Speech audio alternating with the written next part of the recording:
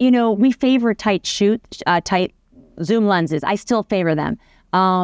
They're more versatile. For me, I do cinema verite. Observational cinema is the canon I come from. I try to not interrupt my subjects and let things happen in front of the camera. That's the most important thing to the kind of films that I make. In order to do that, you don't want to be switching from prime to prime to prime, although every cinematographer, he or she loves to talk about the prime lenses. But the bottom line is, like, I actually don't like a crisp look. I like something where you're shooting through things. I like a dirty foreground. And you can get a lot out of a zoom lens. We used to favor the 70 to 200 Canon lens.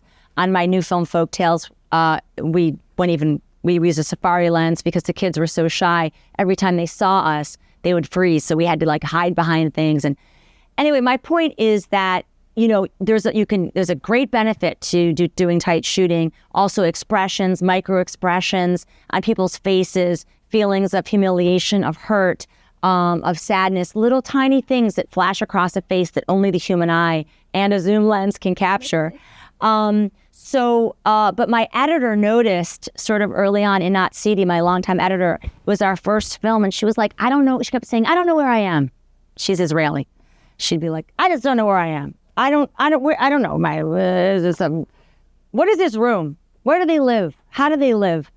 You say it's like the most dangerous neighborhood in how would I know it's the most dangerous neighborhood in Baltimore? You shoot so tight. I don't see. So that was like my very first lesson of establishing a place, because otherwise everything is just, it might be intimate, but it's not dramatic and you have no context. You should be able to turn the sound off and look at your film and understand where you are. What's the socioeconomic situation? What is the person's taste? Good taste, bad taste, colorful. You look at an Almodovar film, he creates a wonderful sense of place. And that was like my first time. And we always have to remind ourselves to establish the place, no matter what.